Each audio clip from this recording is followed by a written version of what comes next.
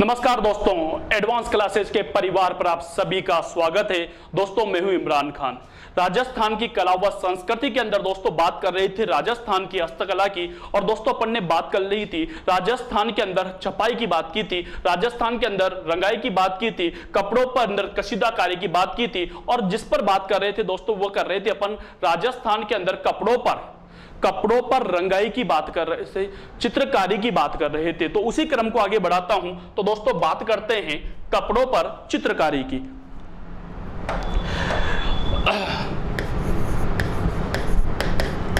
कपड़ों पर चित्रकारी, और दोस्तों कपड़ों पर चित्रकारी के अंदर ध्यान दीजिएगा, कपड़ों पर चित्रकारी के अंदर दोस्तों अपन ने नंबर 1 पर पढ़ा था पिछुई कला।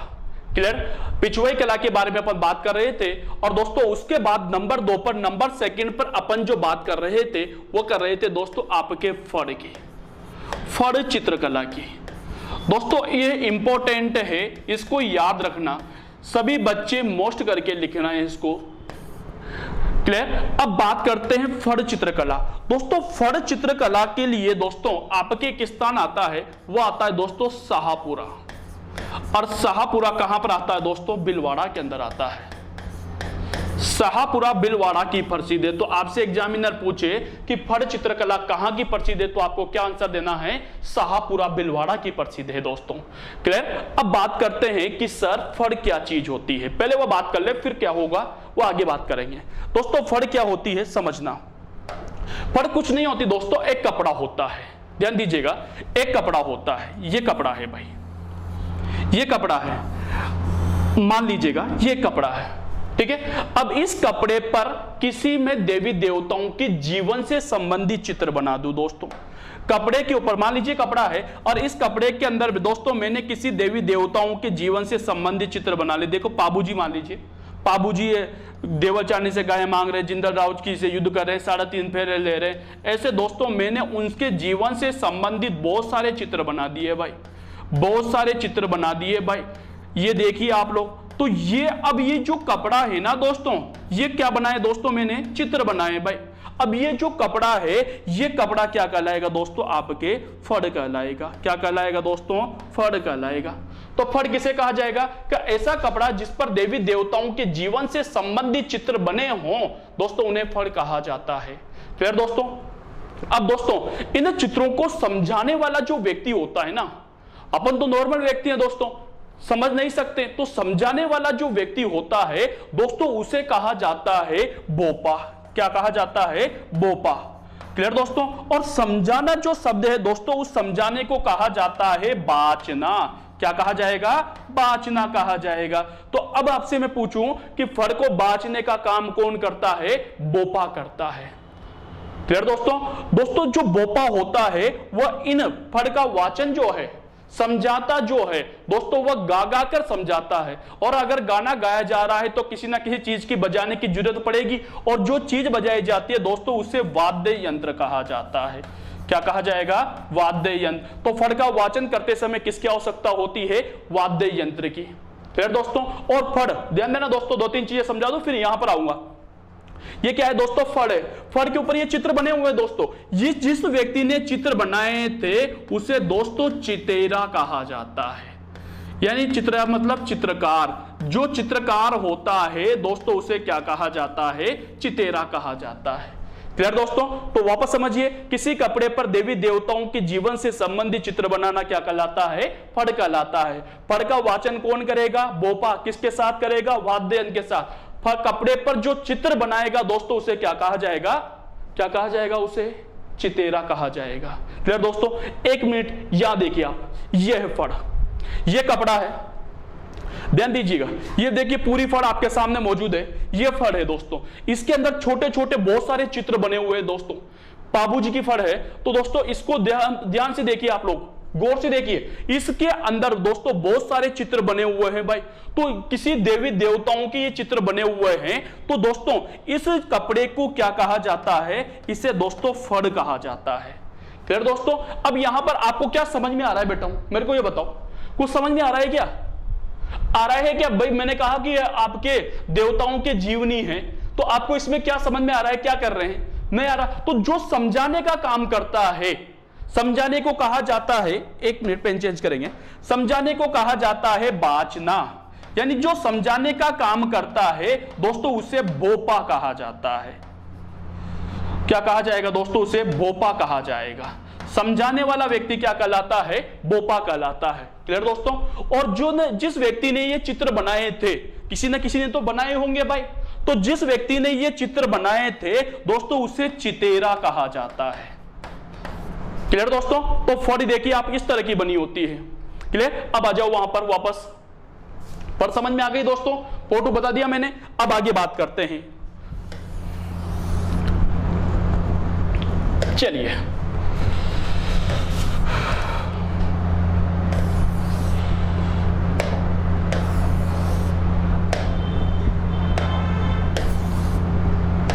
चलिए दोस्तों अब आ जाइए, अब दो और पर ध्यान दीजिए। फड़ किसे कहा जाएगा?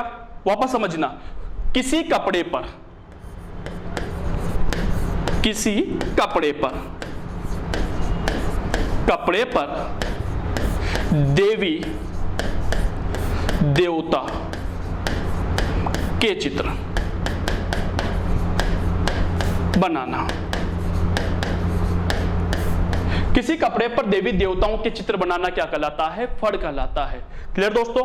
अब दोस्तों ध्यान दीजिएगा कि फड़ को, सॉरी ध्यान दीजिएगा, फड़ को बनाने वाला जो फड़ पर चित्र बनाता है दोस्तों उसे क्या कहा जाता है? उसे चितेरा कहा जाता है। क्या कहा जाता है? चितेरा कहा जाता है। अगर कोई महिला है और कोई महिला चित्रकार है, वो चित्र बना रही है तो दोस्तों वो क्या कहलाएगी? आपके चितेरी कहलाएगी। क्लियर दोस्तों? अब दोस्तों बात करते हैं फड़ का वाचन। फड़ का वाचन, वाचन मतलब समझा ना? तो फड़ का वाचन करने वाला जो फड़ का वाचन करता है दोस्तों उसे क्या कहा जाता है? उसे बोपा कहा जाता है। क्लियर दोस्तों? बोपा किसके साथ वाचन करेगा दोस्तों? किसके साथ वाचन करेगा दोस्तों? वह करेगा वाद्य यंत्र के साथ, वाद्य यंत्र के साथ।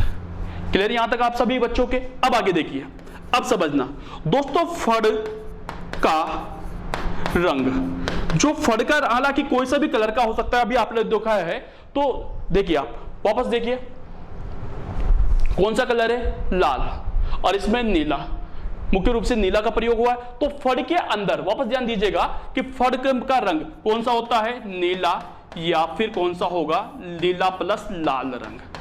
मुख्य रूप से दोस्तों नीले व लाल रंग का यहां पर प्रयोग किया जाता है। क्लियर दोस्तों? फड़ में मुख्य रूप से किसका प्रयोग किया जाएगा? नीले व लाल रंग का प्रयोग किया जाएगा। क्लियर दोस्तों? अब वापस आ जाइए, वापस समझने की कोशिश करेंगे। फड़ कहां की फेमस है दोस्तों? कहां की फेमस है? शाहपुरा की। दोस्तों पूरा शाहपुरा फेमस नहीं है। फड़ चित्रकला के लिए दोस्तों पूरा शाहपुरा फेमस नहीं है। शाहपुरा के अंदर दोस्तों एक परिवार है जिसका नाम है दोस्तों आपके जोशी परिवार। कौन सा परिवार दोस्तों? जोशी परिवार। तो जो फड़ बनाने का जो चित्रकार होता है वह कौन से परिवार का होता है? जोशी परिवार का होता है। कहां का होता है दोस्तों? शाहपुरा भिलवाड़ा का। क्लियर यहां तक?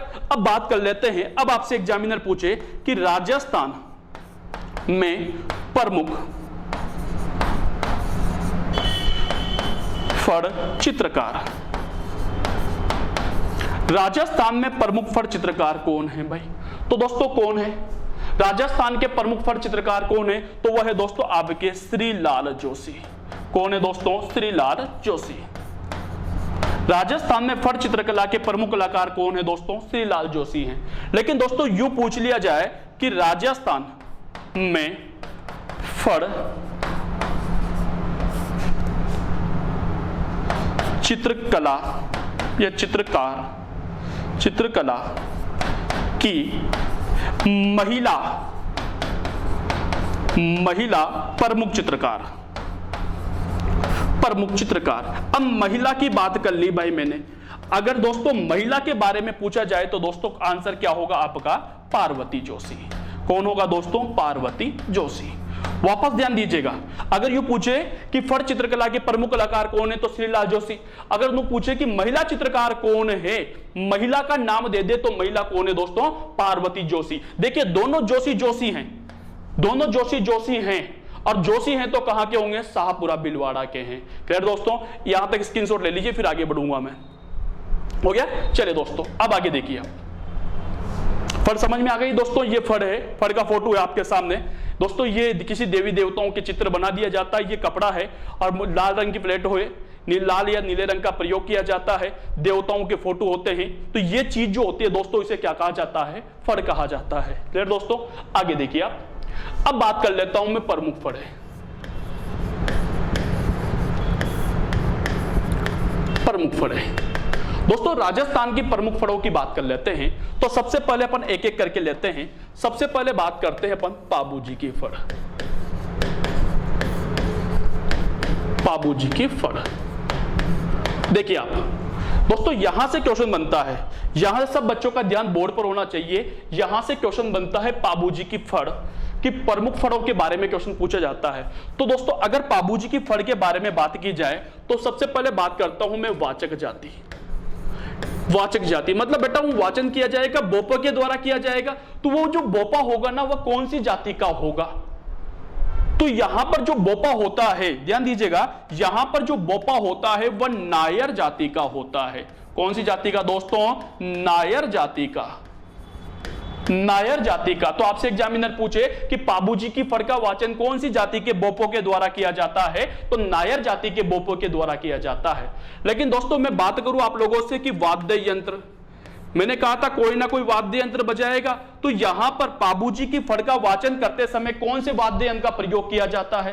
तो दोस्तों ध्यान दीजिएगा कि पाबूजी की फड़ का वाचन करते समय रावण हत्ता वाद्य यंत्र का प्रयोग किया जाता है। कौन से वाद्य यंत्र का दोस्तों, रावण हत्ता वाद्य यंत्र का प्रयोग किया जाता है। क्लियर दोस्तों, यहां तक सब बच्चों के, कोई डाउट किसी को। चले दोस्तों अब आगे बात कर लेता हूं। अब यहां से बात कर लेते अपन कि यह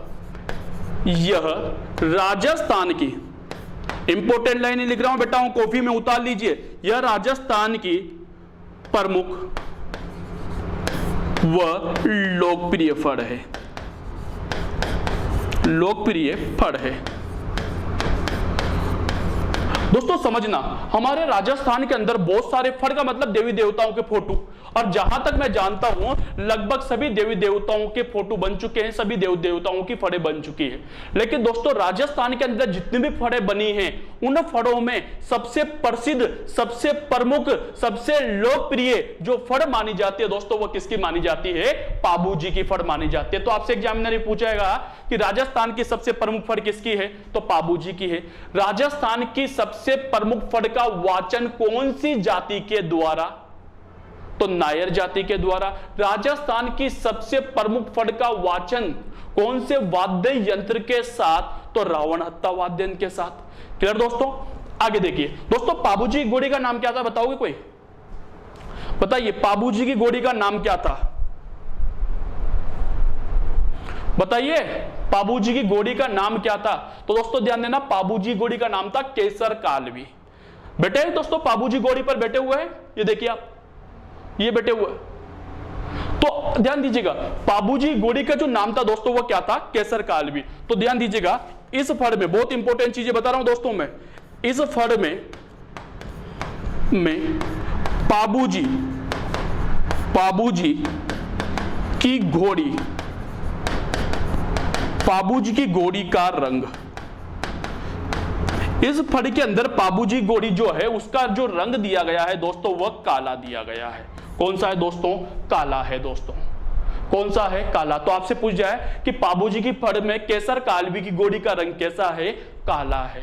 क्लियर दोस्तों, आगे बात करूं मैं आप लोगों से कि इस फड़, बहुत इंपॉर्टेंट चीज, इस फड़ का वाचन, इस फड़ का जो वाचन किया जाता है ना दोस्तों वह रात्रि में किया जाता है, रात्रि में किया जाता है। तो आपसे एग्जामिनर पूछे कि राजस्थान की ऐसी कौन सी फड़ है जिसका वाचन रात्रि में किया जाता है, रात में किया जाता है दोस्तों, किसकी फड़ है, पाबूजी की फड़। दोस्तों इस पाबूजी की फड़ का वाचन जो किया जाता है वह रात में किया जाता है। क्लियर दोस्तों, अगली बात और कर लेता हूं मैं आप लोगों से कि इस फड़ का वाचन, इस फड़ का वाचन ऊंट के बीमार होने पर किया जाता है। ऊंट के बीमार होने पर किया जाता है। इस फड़ का जो वाचन किया जाता है दोस्तों, वह कब किया जाता है? जब ऊंट बीमार हो जाता है। तो यहां से दोस्तों 4 क्वेश्चन बहुत इंपॉर्टेंट। राजस्थान की सबसे प्रमुख फड़ कौन सी है? पाबूजी की है। राजस्थान की, ध्यान देना दोस्तों, ऊंट के बीमार होने पर किस फड़ का वाचन किया जाता है? तो पाबूजी की फड़ का वाचन। राजस्थान की ऐसी कौन सी फड़ है जिसका वाचन रात में किया जाता है? तो पाबूजी की फड़ है। क्लियर दोस्तों? और दोस्तों एक और क्वेश्चन बन जाता है कि पाबूजी की फड़ में केसर कालवी का रंग कैसा है? तो काला है। क्लियर दोस्तों? पाबूजी की फड़ समझ में आ गई। चलिए दोस्तों अगली नंबर 2, दूसरे नंबर पे बात करता हूं मैं आप लोगों से। यहां पर ध्यान दीजिएगा, अगले नंबर 2 पर बात करता हूं आप लोगों से मैं बाबा रामदेव जी की फड़। बाबा रामदेव जी की फड़। अब बाबा रामदेव जी की फड़ के बारे में बात करें। पाबूजी समझ में आ गए। अब बाबा रामदेव जी के बारे में बात करते हैं दोस्तों। बाबा रामदेव जी की वाचक जाति, 2 चीजें बात करनी है सब में के अंदर, वाचक जाति और एक करनी है अपन को वाद्य यंत्र। वाद्य यंत्र। चलिए दोस्तों ध्यान दीजिएगा, अब वाचक जाति कौन सी होगी बताइए? पाबूजी की देव नारायण जी, बाबा रामदेव जी की फड़ का वाचन करते समय, या बाबा रामदेव जी की फड़ का वाचन कौन सी जाति के द्वारा? तो याद रखना दोस्तों, कौन सी जाति के द्वारा? कामड़ जाति। बाबा रामदेव जी के द्वारा चलाया गया पंथ का नाम था कामड़। तो बाबा रामदेव जी की फड़ का जो वाचन किया जाता है वह कामड़ जाति के द्वारा किया जाता है। अब वाद्य यंत्र की बात करूं तो यहां पर भी जो वाद्य यंत्र बजाया जाएगा दोस्तों, वह कौन सा बजाया जाएगा? रावण हत्ता वाद्य यंत्र बजाया जाएगा। कौन सा वाद्य यंत्र दोस्तों? रावण हत्ता वाद्य यंत्र बजाया जाएगा। क्लियर दोस्तों? अब आगे देखिए, इस फड़ को, यानी आपके बाबा रामदेव जी की फड़, इस फड़ को चौथमल जोशी ने बनाया था। जोशी ने बनाया। दोस्तों जो आपके बाबा रामदेव जी की फड़ है, इसको किसने बनाया था? चौथमल जोशी के द्वारा बनाया गया था। क्लियर दोस्तों? तो ये किसकी फड़ है दोस्तों? आपके बाबा रामदेव जी की फड़ है। तीसरे नंबर पे बात कर लेता हूं मैं आप लोगों से, और तीसरी वेरी इंपॉर्टेंट फड़ है दोस्तों। तीसरी इंपॉर्टेंट फड़ है दोस्तों आपके देव नारायण जी की फड़। देव नारायण जी की फड़। देव नारायण जी की फड़ दोस्तों वेरी इंपॉर्टेंट है दोस्तों, इसको याद रखना है। वही 2 चीजों पर बात करूंगा। सबसे पहले मैं वाचक जाति, यानी वाचन कौन सी जाति के द्वारा किया जाएगा, और दूसरा करूंगा दोस्तों मैं आप लोगों से वाद्य यंत्र की बात। चलिए 2 जगह बात करते हैं। पहली बात करते हैं अपन वाचक जाति की। तो आप बताइए दोस्तों कि देव नारायण जी की फड़ का वाचन कौन सी जाति के द्वारा किया जाएगा? तो दोस्तों सभी बच्चे ध्यान दीजिएगा, देव नारायण जी की फड़ का वाचन जो किया जाएगा वो आपके गुर्जर जाति के बोपों के द्वारा किया जाएगा। कौन सी जाति के द्वारा दोस्तों? गुर्जर जाति। गुर्जर जाति के बोपों के द्वारा किया जाएगा। तो देव नारायण जी की फड़ का वाचन कौन सी जाति के द्वारा? तो गुर्जर जाति के बोपों के द्वारा किया जाएगा। लेकिन कौन सा वाद्य यंत्र बजाया जाएगा? तो याद रखना है दोस्तों आप लोगों को, तो यहां पर वाद्य यंत्र का जो प्रयोग किया जाएगा वो वाद्य यंत्र होगा दोस्तों आपके जंतर वाद्य यंत्र। कौन सा वाद्य यंत्र दोस्तों? जंतर वाद्य यंत्र। तो देव नारायण जी की फड़ का वाचन करते समय, देव नारायण जी की फड़ का वाचन करते समय किस वाद्य यंत्र का प्रयोग किया जाता है? देव नारायण जी की फड़ का वाचन करते समय जंतर वाद्य यंत्र का प्रयोग किया जाता है। वही विशेष में बात कर ले आप लोगों के सामने। तो दोस्तों समझना, यह राजस्थान की चलिए यह राजस्थान की सबसे बड़ी फड़। अब आपसे पूछा जाए कि राजस्थान की सबसे बड़ी फड़ किसकी है, तो किसकी है दोस्तों? देव नारायण जी की। राजस्थान के अंदर जितने भी फड़े हैं ना दोस्तों, उन फड़ों में सबसे बड़ी फड़ किसकी मानी जाती है? तो देव नारायण जी की मानी जाती है। ठीक है दोस्तों? सबसे बड़ी सबसे छोटी कौन सी दोस्तों? सबसे छोटी फड़ भी किसकी मानी जाती है? देव नारायण जी की मानी जाती है। क्लियर दोस्तों? सबसे लंबी सबसे लंबी फड़ भी किसकी है दोस्तों? देवनारायण जी की। वापस ध्यान दीजिएगा, सबसे बड़ी फड़ देवनारायण जी की, सबसे छोटी फड़ देवनारायण जी की, सबसे लंबी, सबसे चौड़ी, सबसे बड़ी किसकी? देवनारायण जी की। दोस्तों सर्वाधिक चित्रों वाली, सर्वाधिक चित्रों वाली फड़ मानी जाती है, मानी जाती है। तो राजस्थान के अंदर सबसे ज्यादा जो चित्र है ना दोस्तों, वो भी कौन सी फड़ पे है दोस्तों? देवनारायण जी की फड़ पे है। वापस ध्यान दीजिएगा, राजस्थान की सबसे बड़ी फड़ देवनारायण जी की, सबसे छोटी देवनारायण जी की, सबसे लंबी देवनारायण जी की, सबसे ज्यादा चित्रों वाली देवनारायण जी की। क्लियर दोस्तों? और सबसे प्राचीन भी किसकी है दोस्तों? देवनारायण जी की ही है। सबसे प्राचीन जो फड़ मानी जाती है दोस्तों, वो भी देवनारायण जी की। क्लियर दोस्तों?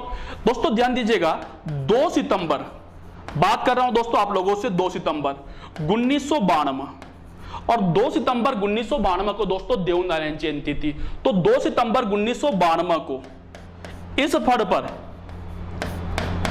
पर मेरा मतलब देवनारायण जी की फड़ पर, इस फड़ पर मतलब देवनारायण जी की फड़ पर ध्यान दीजिएगा दोस्तों, इस फड़ पर 2x2 सेमी, साइज कितना था दोस्तों? 2x2 सेमी का 5 रुपए का, कितने रुपए का दोस्तों? 5 रुपए का डाक टिकट जारी किया, डाक टिकट जारी किया।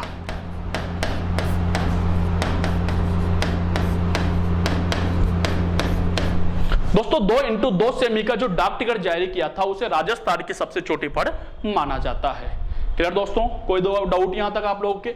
चलो दोस्तों नंबर 4 फड़, नंबर 4 फड़ ले लेता हूं आप लोगों के लिए। देखिए फड़ बहुत इंपॉर्टेंट टॉपिक है दोस्तों, इसलिए मैं पूरी डिटेल के साथ बढ़ा रहा हूं आप लोगों को। नंबर 4 फड़ ले लेता हूं दोस्तों आप लोगों के, रामदला, रामदला व कृष्णदला की फड़, कृष्णदला की फड़। चलिए दोस्तों, रामलला कृष्णलला की फड़। देखिए वाचक जाति दोस्तों, इस फड़ का जो रामदला या कृष्णलला की जो फड़ है ना, इस फड़ का जो वाचन किया जाता है वह भाट जाति के द्वारा किया जाता है। कौन सी जाति के द्वारा दोस्तों? भाट जाति के द्वारा किया जाता है। इस फड़ का जो वाचन किया जाता है, एक सेकेंड,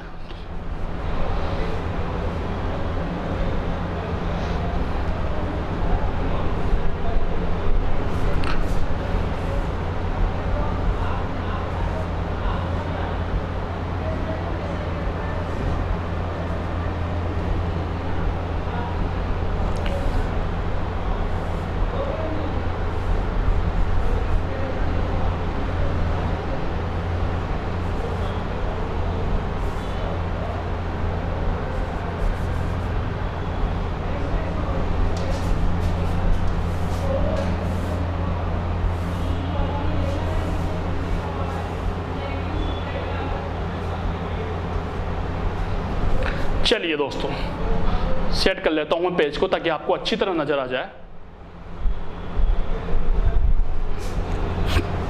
चलिए दोस्तों, तो इसका जो वाचन किया जाएगा दोस्तों, वो कौन सी जाति के द्वारा? भाट जाति के द्वारा किया जाएगा। दोस्तों यहां पर मैं बात करना चाहूंगा आप लोगों से कि इस फड़, ध्यान देना दोस्तों, इस फड़ में वाद्य यंत्र का प्रयोग नहीं होता है, वाद्य यंत्र का प्रयोग नहीं। बहुत ही अच्छा क्वेश्चन बन जाता है कि राजस्थान की ऐसी कौन सी फड़ है जिसके अंदर वाद्य यंत्र का प्रयोग नहीं किया जाता? तो वह है दोस्तों रामलला कृष्णलला की फड़। क्लियर दोस्तों? अगली नंबर 5वीं फड़, 5वीं फड़ है दोस्तों आपके, ध्यान देना, 5वीं फड़ की बात करूं तो 5वीं फड़ है दोस्तों आप लोगों के बेसासुर की फड़। बेसासुर, जिसे भस्मासुर की फड़ भी कहा जाता है, बेसासुर की फड़, बेसासुर की फड़। दोस्तों ध्यान दीजिएगा कि इस फड़ का, बहुत अच्छा क्वेश्चन, इस फड़ का वाचन नहीं होता है, वाचन नहीं होता। तो अब आपसे एग्जामिनर पूछे कि राजस्थान की ऐसी कौन सी फड़ है जिसका वाचन ही नहीं होता है दोस्तों, वो कौन सी फड़ है आपके? कौन सी फड़ होगी दोस्तों आपके? बेसासुर की फड़। दोस्तों इस बेसासुर की फड़ का जो है वो वाचन नहीं किया जाता है। तो अब आप पूछोगे मेरे कि सर ये फिर वाचन नहीं किया जाता है तो ये क्या काम आती है? तो एक जाति होती है दोस्तों मोग्या, मोग्या जाति का नाम तो सुना होगा। मोग्या जाति चोरी करने से पहले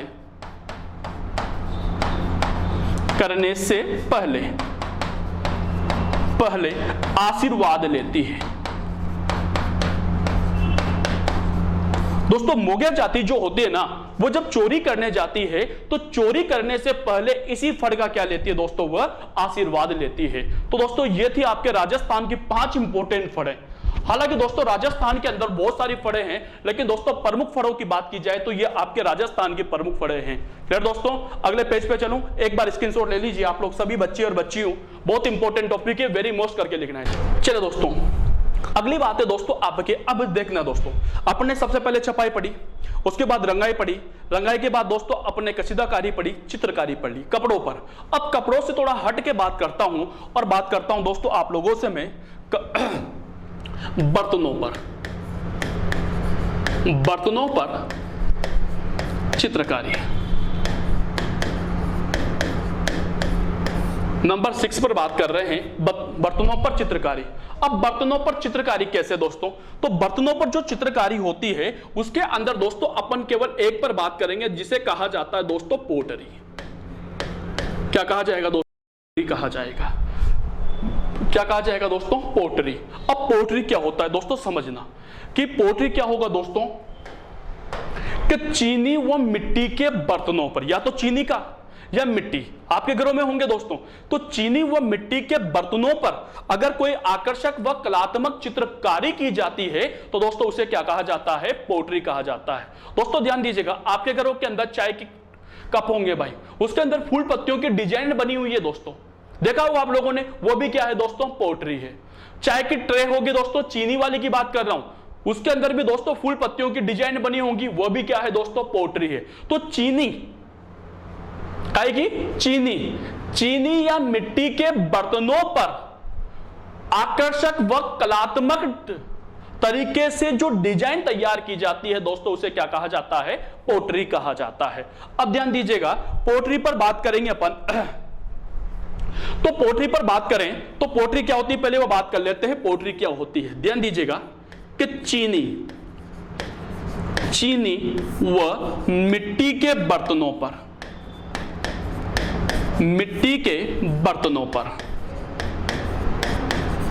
बर्तनों पर आकर्षक, चीनी व मिट्टी के बर्तनों पर आकर्षक डिजाइन बनाना।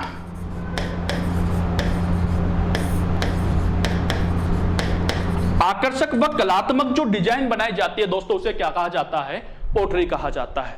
लेकिन दोस्तों हमारे राजस्थान की प्रमुख पोटरियां हैं दोस्तों, इनको याद रखना है दोस्तों आप सभी को, प्रमुख पोटरी।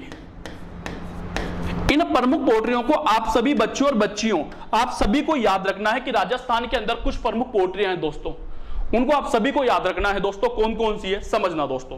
नंबर 1 जो इंपॉर्टेंट है, इसी की बात करेंगे, वो है दोस्तों ब्लू पोटरी। दूसरे नंबर पे आती है दोस्तों ब्लैक पोटरी,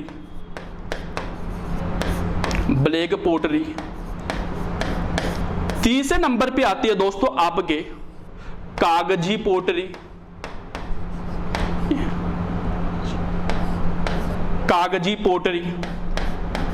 चौथे नंबर पे एक और पोटरी आपके सामने आती है दोस्तों, वो है सुनहरी पोटरी।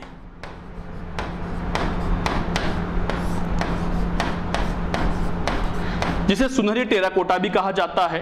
ठीक है दोस्तों, अब देखिए ये तो प्रमुख पोटरियां हैं, लेकिन ये पूछा जाता है कि ये पोटरियां कहां की फेमस है, तो आप सभी बच्चों और बच्चियों, चोरों छोरियों, भाइयों और बहनों, आप सभी को दोस्तों स्थानों के नाम याद रखने हैं। क्लियर दोस्तों, तो ब्लू पोटरी जो फेमस है ना, ब्लू पोटरी ध्यान देना, ब्लू पोटरी जो फेमस है, ये फेमस है दोस्तों आपके जयपुर की। ब्लू पोटरी कहां की फेमस है, जयपुर की फेमस है। क्लियर दोस्तों, ब्लैक पोटरी की बात की जाएगी तो दोस्तों ये आपके फेमस होगी कोटा की। कहां की दोस्तों, कोटा की। तो ब्लैक पोटरी कहां की है, कोटा की फेमस है। कागजी पोटरी की मैं बात करूं तो कागजी पोटरी जो फेमस है दोस्तों वो है आपके अलवर की। कहां की बेटाओं, अलवर की फेमस है। सुनहरी पोट्री की बात की जाए कि सुनहरी पोट्री कहां की फेमस है, तो दोस्तों ये जो सुनहरी पोट्री है ये आपके बीकानेर की फेमस है। दोस्तों कहां की फेमस है? बीकानेर की फेमस है। तो दोस्तों राजस्थान की इन पोट्रियों के नाम याद रखने हैं और दोस्तों स्थान याद रखना है। याद कीजिए, यहां पर मेरे साथ बोलिए, blue pottery Jaipur, black pottery Kota, कागजी पोट्री अलवर, सुनहरी पोट्री बीकानेर। क्लियर दोस्तों? अब क्या होता है, कुछ नहीं है सर, अगर कोई चीनी या मिट्टी का बर्तन है, अगर उसके ऊपर ब्लू रंग की चित्रकारी कर दी तो क्या कहलाएगी? Blue pottery. अगर दोस्तों कोई चीनी या मिट्टी का बर्तन है और उसके ऊपर काले रंग की चित्रकारी कर दी तो ब्लैक पोट्री। ठीक है। अब कागजी पोट्री क्या होती है कि सर अगर कोई कागज के समान पतला बर्तन है, अगर कोई कागज के समान पतला बर्तन है और अगर उस पर कोई चित्रकारी की जा रही है, अगर उस पर कोई चित्रकारी की जा रही है तो दोस्तों उसे क्या कहा जाता है? कागजी पोट्री, जो कि अलवर की प्रसिद्ध है भाई। सुनहरी पोट्री बीकानेर की है, सुनहरी तरह की रंग बिरंगी डिजाइन बनाना सुनहरी पोट्री कहलाता है। क्लियर दोस्तों? ये चारों पोट्रियों के नाम आपको याद होना चाहिए। अब लेकिन दोस्तों मैं यहां पर केवल बात करूंगा, यहां पर नंबर 1 पर बात करता हूं और नंबर 1 पर बात करूंगा दोस्तों मैं आप लोगों से नंबर 1 पर ब्लू पोट्री। सामने आपको ब्लू पोट्री का फोटो नजर आ रहा होगा, चित्र नजर आ रहा होगा। यह है दोस्तों ब्लू पोट्री। देखिए चीनी व मिट्टी के बर्तन बने हुए हैं और उसके ऊपर ब्लू रंग की, नीले रंग की चित्रकारी की गई है, तरह तरह की फूल पत्तियों की डिजाइन बनाई गई है भाई। देखिए आप लोग, सबको नजर आ रहा होगा, ये ब्लू रंग की चीनी का या मिट्टी का बर्तन है और उस चीनी के या मिट्टी के बर्तन के ऊपर जो चित्रकारी की गई है कौन से रंग की है दोस्तों? कौन से रंग की है? ब्लू रंग की। ब्लू रंग की चित्रकारी कर ली, इसलिए इसका नाम क्या पाड़ दिया अपन ने? ब्लू पोट्री पाड़ दिया भाई। क्लियर दोस्तों? अब आ जाइए ब्लू पोट्री पर। दोस्तों बात करते हैं ब्लू पोट्री की। दोस्तों ये जो ब्लू पोट्री की जो कला है ना, फोटो जिसका सामने है, चित्र जिसका सामने है, ये हमारे राजस्थान की कला नहीं है भाई। क्लियर दोस्तों? ये हमारे राजस्थान की कला नहीं है। अरे मैं तो ये कहूंगा कि हमारी इंडिया की कला भी नहीं है। दोस्तों ये जो कला है ना, ये आपके किस्तान आता है पारसिया, और पारसिया आता है दोस्तों आपके ईरान के अंदर। ये जो प्रमुख कला है दोस्तों, कहां की कला है? पारसिया ईरान की कला है। अब आप पूछोगे सर ये हमारे राजस्थान में कैसे आ गई? राजस्थान में कैसे आ गई? तो दोस्तों आपने नाम सुना होगा अकबर। अकबर एक बार किसी काम से दोस्तों पारसिया गया तो वो वहां के मार्केट में गया होगा। वहां के मार्केट में जब गया तो दोस्तों उसने ब्लू पोट्री को देखा, चीनी व मिट्टी के ऊपर ब्लू रंग की चित्रकारी को देखा तो वह देखता रह गया। वहां पर मुगल इस काम को करते थे दोस्तों, वहां पर मुगल इस काम को करते थे। तो दोस्तों उसने सोचा कि यार इतनी प्यारी कला ये हमारे भारत में क्यों नहीं है? तो दोस्तों अकबर वहां से कलाकारों को लेकर दोस्तों हमारे भारत में आ जाता है, और भारत में आता है दोस्तों ये कला अकबर लाता है। अकबर ये जो है कला दोस्तों अकबर लेकर आ जाता है लाहौर के अंदर। कहां पर दोस्तों? लाहौर के अंदर। ये लाहौर के अंदर दोस्तों ये कला आती है, और कौन लेकर आता है? अकबर लेकर आता है। तो वहां के जो कलाकार थे, और लाहौर के अंदर दोस्तों जो जाति थी दोस्तों वह थी सिख जाति। तो लाहौर के अंदर सिख जाति को इस कला को सिखाया जाता है।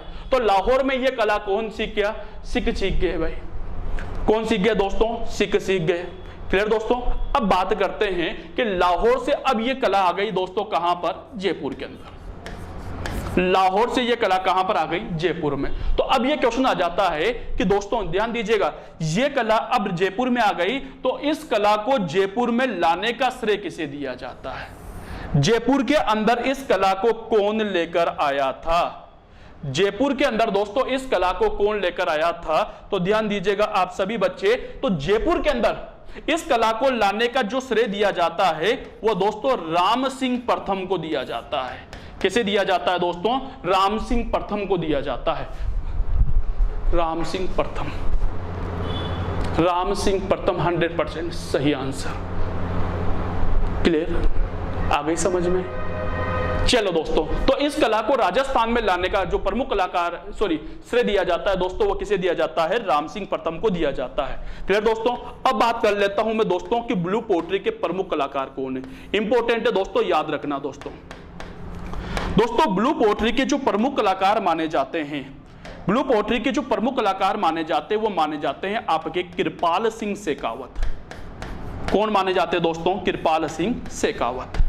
ब्लू पोएट्री के जो प्रमुख कलाकार है दोस्तों वो कौन है? कृपाल सिंह शेखावत है दोस्तों। इन्हीं कृपाल सिंह शेखावत को, ध्यान दीजिएगा दोस्तों, ये जो कृपाल सिंह शेखावत हैं, इन्हीं कृपाल सिंह शेखावत को दोस्तों 1974 में दोस्तों इन्हें पद्मश्री सम्मान दिया गया था। कौन सा सम्मान दोस्तों? पद्मश्री सम्मान दिया गया था। और 2002 में दोस्तों इन्हें शिल्प गुरु की उपाधि भी प्रदान की गई थी दोस्तों। कौन सी उपाधि दोस्तों? शिल्प गुरु की उपाधि दी गई थी। क्यों दी गई थी? क्योंकि दोस्तों इसी कृपाल सिंह शेखावत ने ब्लू पोएट्री के अंदर एक साथ 25 रंगों का प्रयोग किया था।